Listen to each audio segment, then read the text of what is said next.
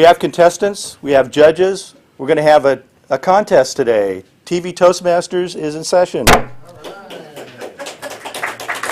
I'm Rick Davis. I'm the president of TV Toastmasters Club 9523, and I am inviting to the lectern our contest chair, Carol Carmelink. Thank you, Mr. President, and welcome everyone, contestants and judges and our behind-the-scenes ballot counters and everyone. We are going to have our tabletop topics contest first, and the winners from the contest today will move on to the next level.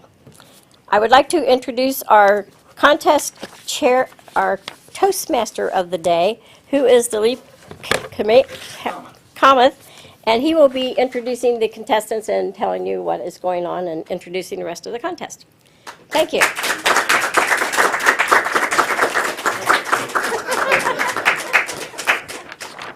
Good morning, everyone.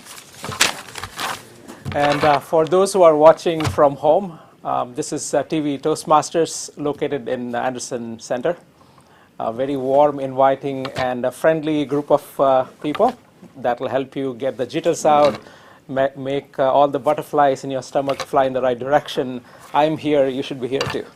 Okay. So I'd like to invite three table topics contestants today. Our first contestant is Angela Hollingsworth. Our second contestant is Rick Barron. And our third contestant is Patti Raggets. The purpose of the table topics is twofold. One is to provide an opportunity to learn by observing the more proficient evaluators who have benefited from this Toastmaster setting. Second is to encourage impromptu speaking. We are all scared typically when we do that, so this is a good opportunity for us to take out those jitters. Our chief judge is Anthony Murray, and I'd like to invite Anthony Murray for a brief summary of contest rules at this time.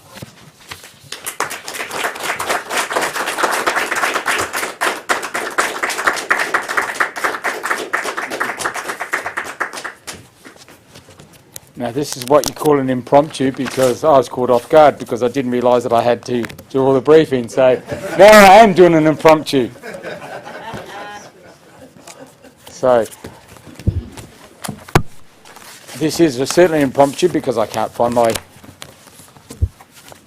forms. So I've got to quickly go through the whole lot. That camera's still running. So, and I apologise because I didn't realise that I was, because we do. Sorry. Oh dear, oh dear, oh dear. Table topics. We're in here. We're turning. Okay. The rules are that there will be a 2-minute. This is going to be. God grief. 2 minutes. Thank you. Thank you. We are going to have the contestants will speak for 2 minutes. They will not have any advanced knowledge of the question.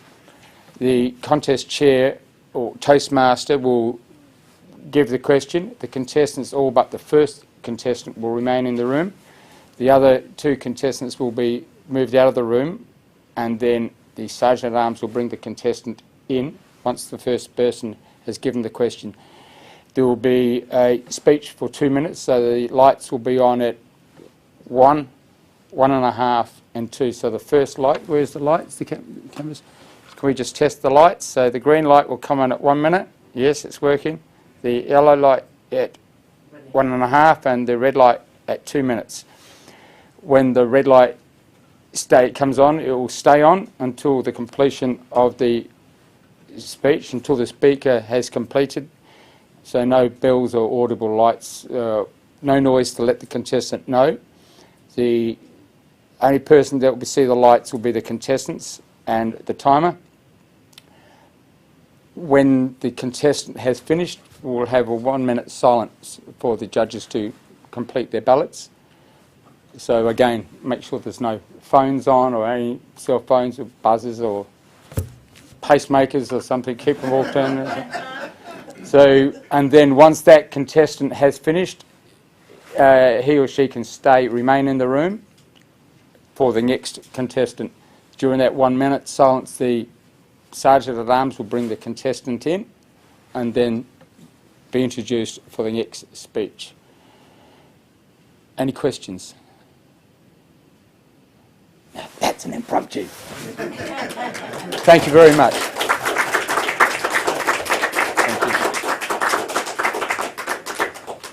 Thank you, Anthony. So this is how it's going to work. I'll request all the 3 contestants to please leave the room because we want to make it very interesting. And then I'll announce the table topics question to the audience here, and then invite one contestant at a time and announce the question to them. So may I request the 3 contestants, please?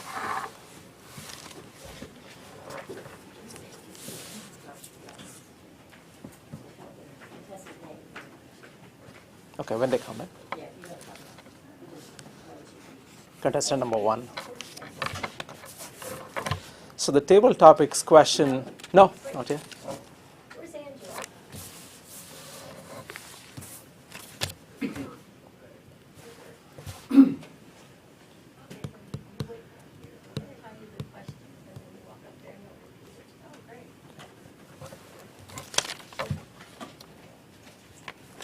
So the table topics question for today is, if I were a $100 bill you found on the ground, what would you do with me? Again, if I were a $100 bill you found on the ground, what would you do with me? And Angela Hollingsworth.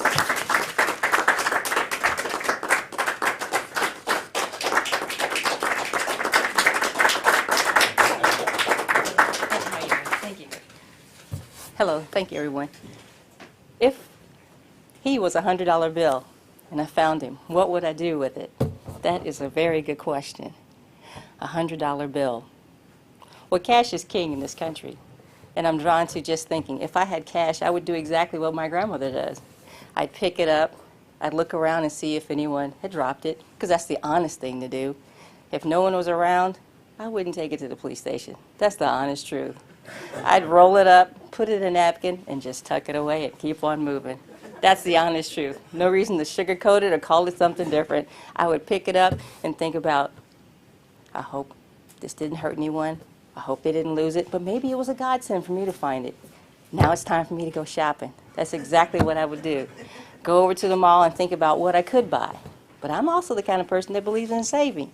So I would keep that $100 bill tucked away in my little vault, thinking about what I could do with it. I'm happy to have that kind of blessing. Thank you very much for letting me come here to speak before you. Hope you guys have a wonderful afternoon. It's been fun for me.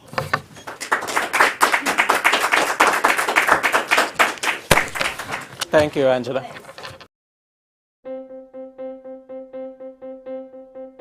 Name an effective political leader in history who couldn't speak well. I would say pride in the word is in There aren't any. Because when it comes to a disease, Freedom like requires breast leadership, cancer, there are and no leadership requires parties. oratory. You have to speak to be heard. I have a dream. It's all about personal growth and guts. Never give in. Never, never, never.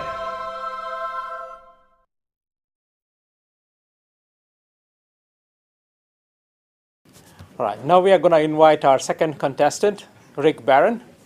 Rick, the question for table topics today is, if I were a $100 bill you found on the ground, what would you do with me?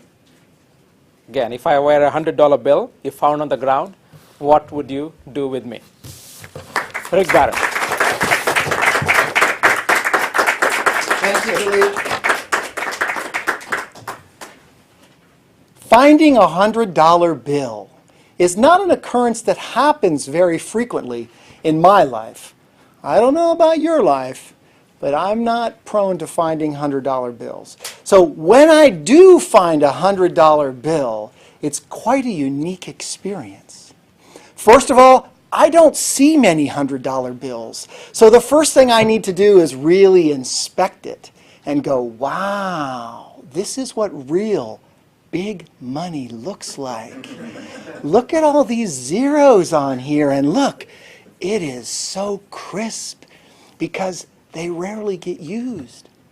The only time most people use $100 bills is when they're on vacation. So I would make the assumption that the person that lost this $100 bill had to have been on vacation, that they saved for weeks and months so that they could come to Cincinnati, Ohio and spend their $100 bill.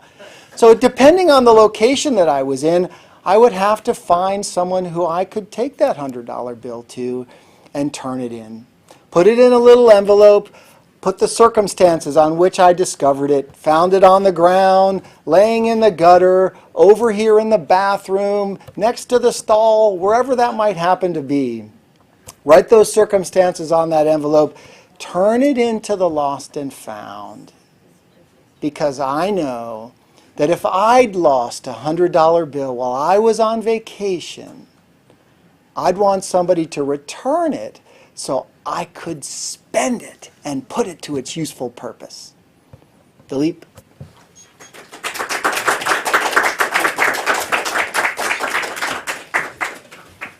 Thank you, Rick. Our judges are going to take 60 seconds to evaluate Rick Barron. What future do you envision for yourself? What dreams do you have?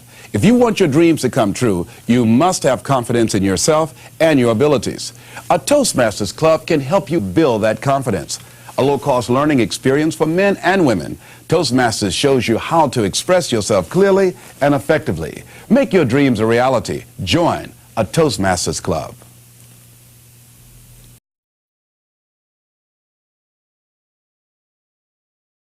Judges, so we're going to invite our third contestant for the table topics, Patti Raggets. Patti, the question for table topics today is, if I were a $100 bill you found on the ground, what would you do with me? I repeat the question, if I were a $100 bill you found on the ground, what would you do with me? Patti Raggets.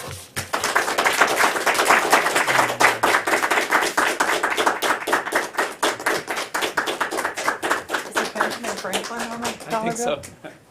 Hi. I think it's Benjamin Franklin, isn't it? On the $100 bill? So if I were a $100 bill, I'd probably duplicate them and make more. So I'd give more to my friends. So we could have a nice party at some nice restaurant.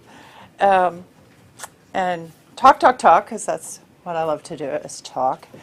And just share different conversations and laugh and, wow, this is challenging, isn't it?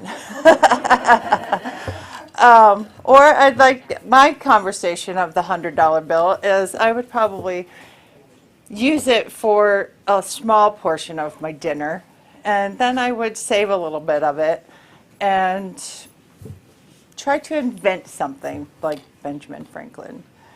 And I would seriously love to invent a way of making people love more, because I think that is one thing that is missing in our world, is we go forth with judgment instead of love.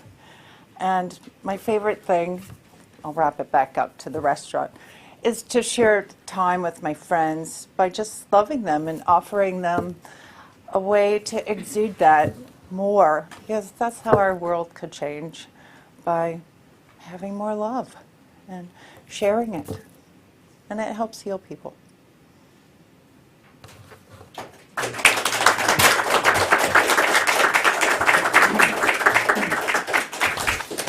Thank you, Patti. Our judges are going to take a minute to judge our contestants. How about a round of applause for all our three table topics contestants? We'll also take a minute after we judge the contestants to collect our ballots and then take a look at what the scores are. What I would also like to do is invite each contestant one at a time and have a little fun interview based on their profile and their description that they've shared with us. Thank you very much. And now for our next speaker, Stanley Glitchner.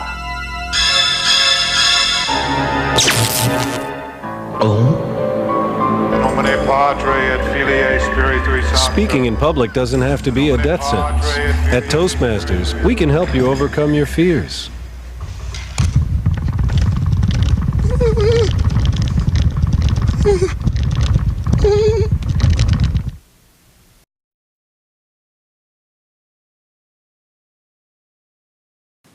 So we are back. So this time I would like to invite Patti Raggets, one of our table topics contestants, to the lectern for a quick, fun interview.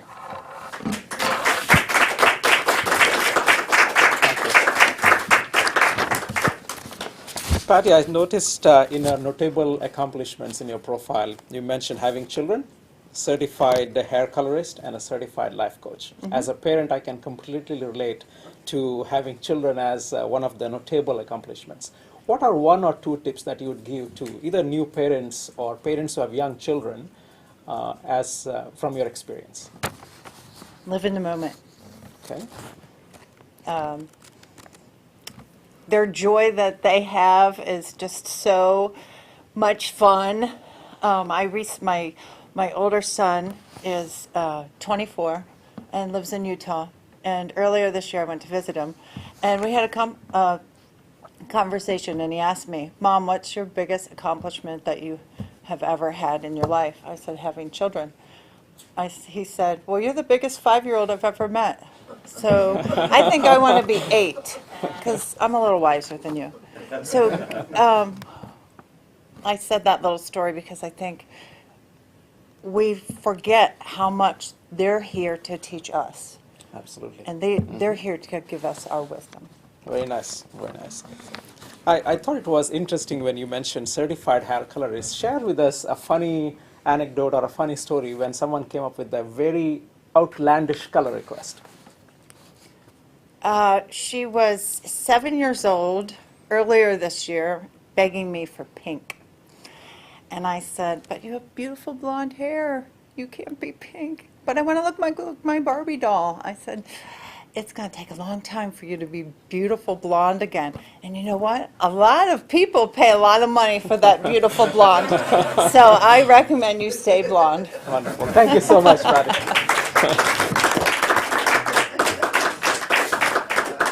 Thank you, Patti. This time I invite Rick Barron to the lectern, please. Rick, welcome back. I noticed some of the offices that you held at the club. One was the VP of Public Relations. Everyone says that public relations job is probably the most difficult, but also fun. Share with us a story where it was equally fun as well as stressful. The public relations role when I came into it was one in which there was a lot of opportunity. There really hadn't been a whole lot done to bring people into TV Toastmasters, utilizing a lot of the social media that we have right now. And one of the things that I chose to do was to put the group on Meetup, meetup.com.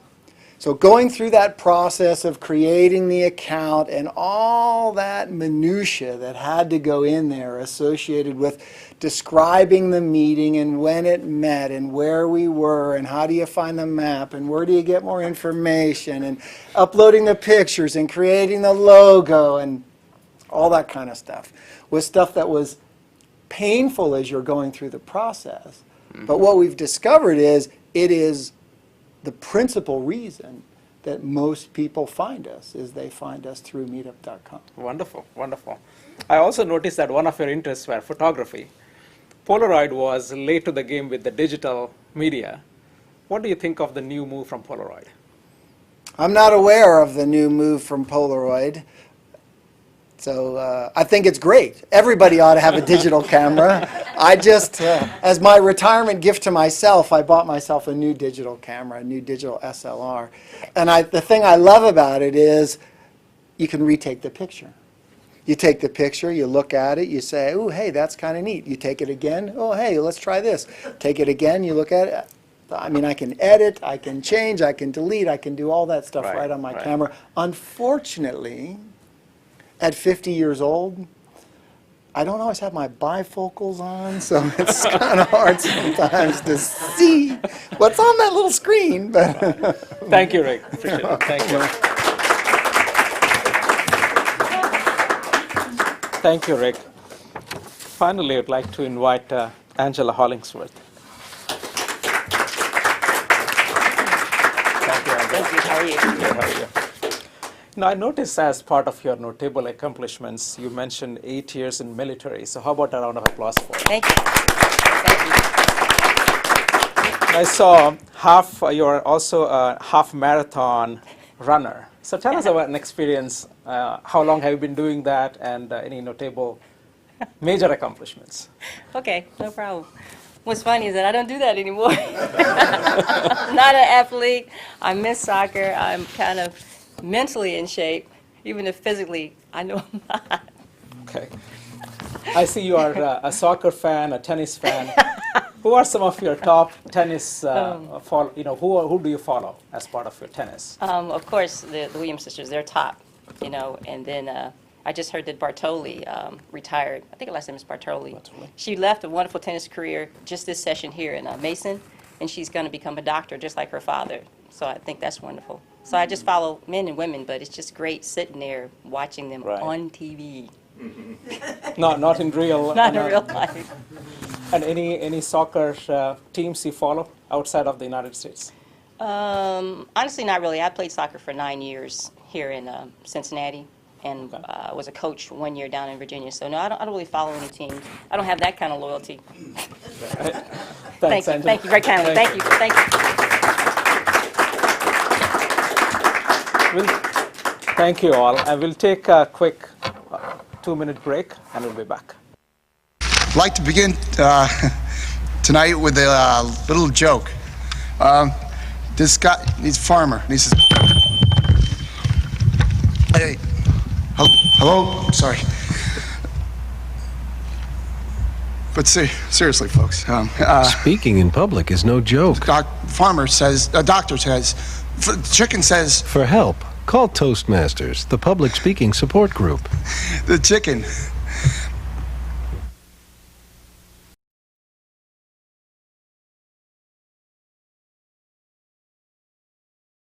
We're back. So at this time, I would like to invite all the 3 table topics contestants, because we have a certificate, and I was supposed to give this a while ago, and I'm going to give it. Okay. Patti, Raggets.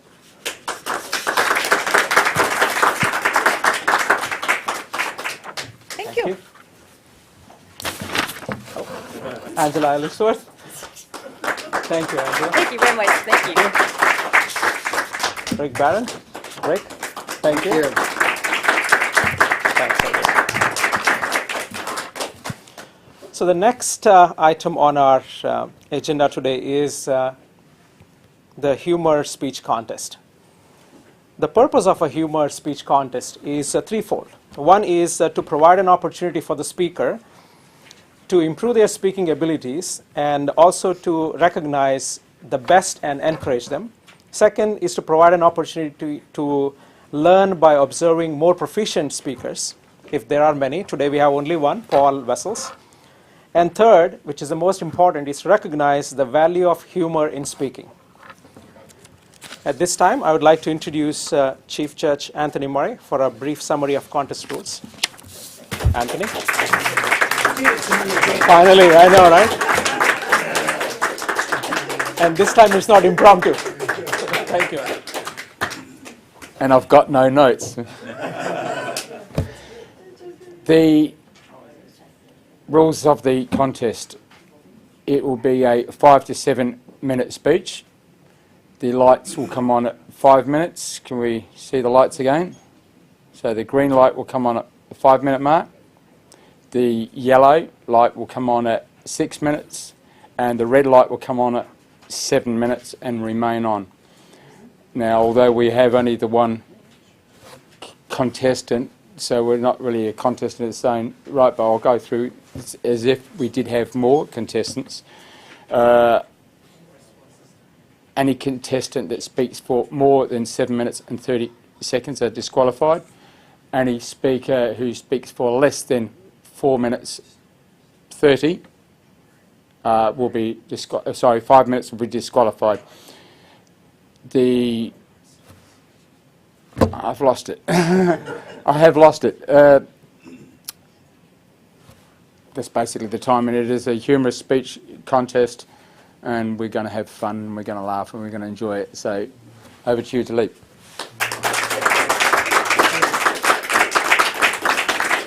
Thank you. So this time I'd like to invite Paul Wessels, and this is a practice speech for Paul to go for the next level, and his speech title is Yard Stars. Paul Wessels. Thank you, Dilip. Yard stars. What is a yard star? Well, if you're like me and you live in the suburbs, I call the yard stars the people that love to work on their yards in the neighborhood. I'm going to talk about 3 yard stars in my neighborhood, and you may relate to these 3 yard stars. One of them I'll call, and they're all male, by the way. I'm not sure why, but they're all male. I'm going to call the first one Mr. Organized, the second one Mr. Grassman, and the third one Mr. Project Man. Mr. Organized, of course, I call him Mr. Organized because his yard is perfect. His favorite activity is to cut the grass. He's retired. He cuts the grass probably every day. And what I like about Mr. Organized is he'll cut the grass vertically one day. He likes patterns too. And then the next day he'll cut it horizontally. And then I really like when he cuts it diagonally. And so what he'll do is, and he's great because he keeps the pattern. You know, he could cut a little section of the yard, just kind of cut it without staying in his diagonal pattern, but he specifically stays in his diagonal pattern when he cuts that yard. So he's very organized. He doesn't like flowers, it's all bushes, so he can cut those. He keeps, nice balls and squares and things like that. His favorite tool is a leaf blower. And it's not one of these regular leaf blowers, it's the kind, I don't know if you've seen, they're like industrial style. He puts this leaf blower on, turns it on, and he's got a pattern. He starts in his garage.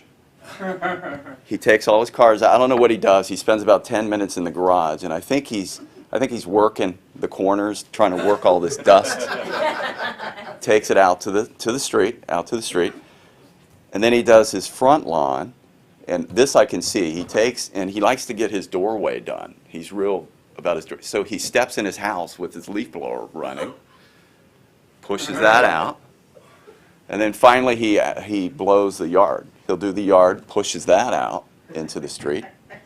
And his final move is, he does it quickly, he walks down the street with the blower, and he pushes all that dust across the street into everybody else's yard. So he does it quickly. He doesn't think we're seeing it, but we see that. And then Mr. Organized, finally, he is into personal protection. I don't know if you've seen these guys. He loves the safety glasses, the earplugs. He's got the steel-toed shoes. He's got all the safety equipment, and he's got his gloves. He loves his gloves. They're not regular, like leather gloves that you work out. These are special gloves. They're colored. He's always playing with his gloves, so he's into safety equipment. So that's Mr. Organized. We've got Mr. Grassman.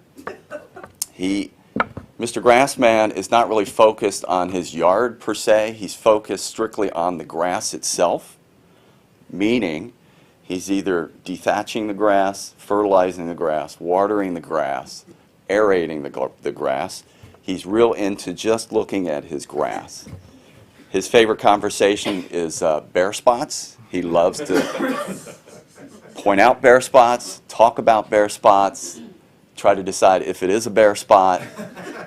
He does have a few legitimate bare spots, big bare spots. He has some that I don't think are bare spots, but he wants them to be bare spots, so he'll kind of work those out so he can seed it and play with his bare spots. So he always has some straw in his lawn.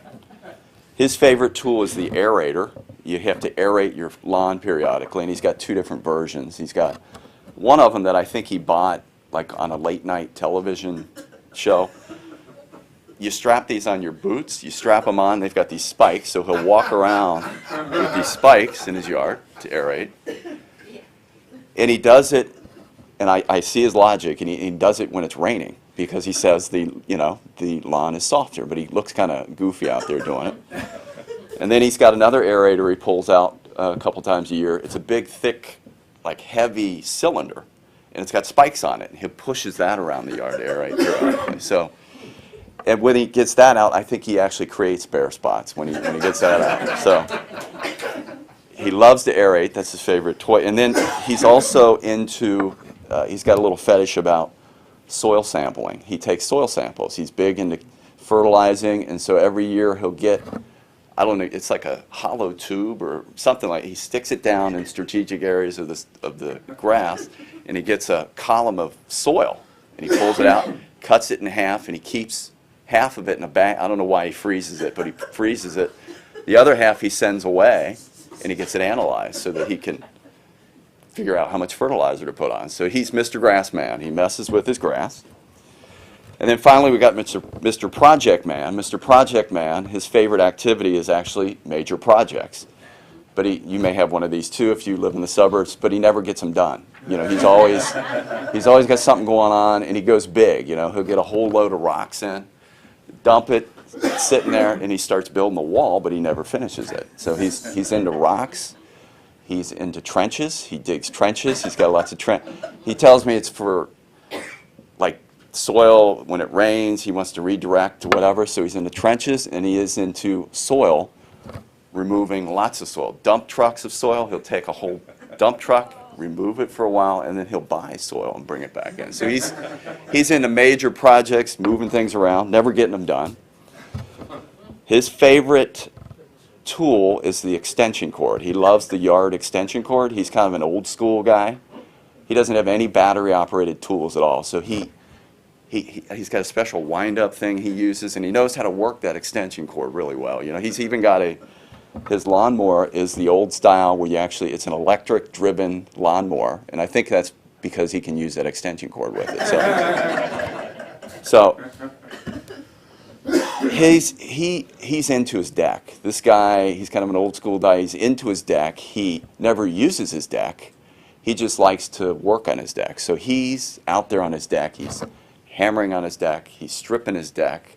He uses Thompson water seal. I don't even know what it is, but it's his favorite sealant. He's staining his deck. He's always messing around with his deck. So we've got 3 guys in our neighborhood: Mr. Organized, Mr. Grassman, and Mr. Project Man. You may recognize some of these yard stars in your own neighborhoods. I kind of give them a little grief here, but they're really fantastic neighbors. They do make our neighborhood interesting and fun. And I wish we, frankly, could have more yard stars. Okay.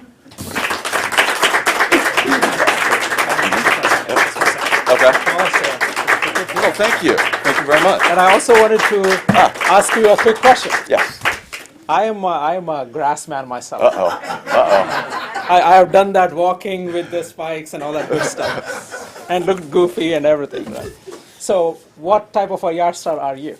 I'm getting there. See, my problem is I'm almost kind of jealous. I'm 50 myself, so as you get older, you have less and less to do. You have different priorities. So I tend to think, I kind of look at him. I look at the guy when he's blowing his leaves, his little technique, and I kind of a little bit jealous, and I find myself turning toward a yard star myself. You know, I'll go to Home Depot and I'll kind of linger there a little bit longer than I should. You know, my kids are like, Dad, you know, my kid, hey, you want to go to Home Depot?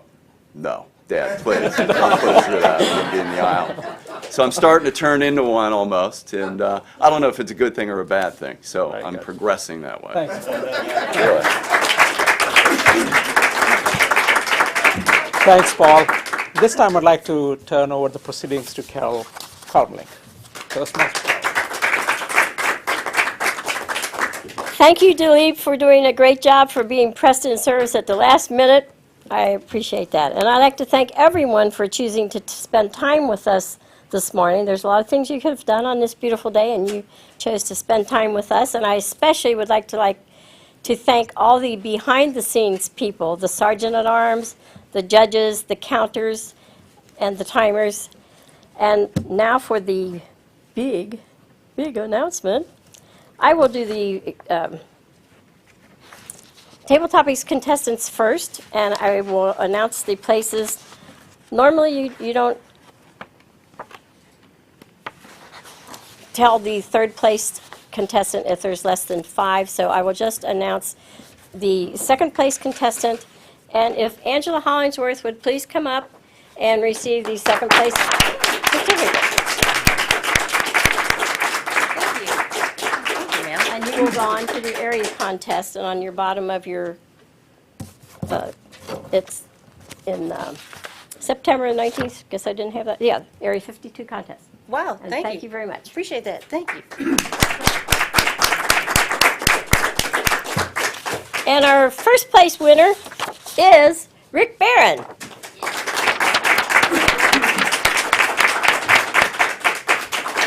Thank you, Carol. I need that back. Thank you. And he will go on and represent, if Angela, I said you would go on. If Rick is not available, then you would be representing us. Rick will be representing us at the next contestant. And for the winner of the Humorous Speech Contest, Paul Wessels, would you please come up? First time ever won. Yeah, thank you. Does anyone have any questions? And again, I wish contests are not about winning, they're about self-improvement. You will gain more knowledge from participating in one contest than you will in 6 months or a year of meetings. I thank you, and the ability to talk well is to a man what the cutting and polishing are to the rough diamond. The grinding does not add anything to the diamond. It merely reveals its wealth. And that's what Toastmaster does for your communication and leadership organizations. I will call our president back up to adjourn the meeting. Rick Davis. Thank you, Carol. I just dropped the thing that I was supposed to present, I think. All right. I received this letter in the mail from Toastmasters International, and they would like me to present this to Steve Ehrenholz. Steve, would you mind coming up here?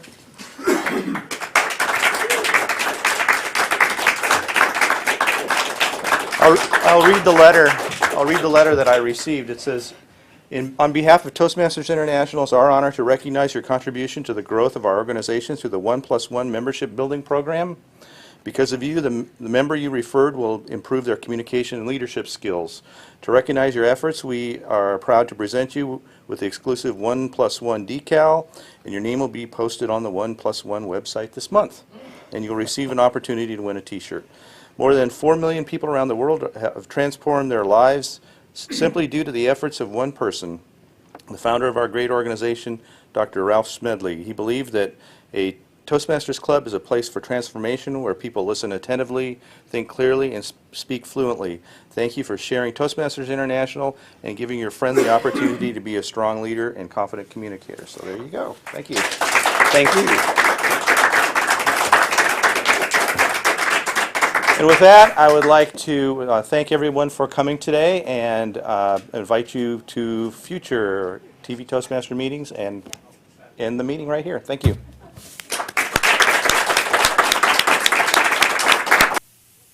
What future do you envision for yourself? What dreams do you have? If you want your dreams to come true, you must have confidence in yourself and your abilities. A Toastmasters Club can help you build that confidence. A low-cost learning experience for men and women. Toastmasters shows you how to express yourself clearly and effectively. Make your dreams a reality. Join a Toastmasters Club.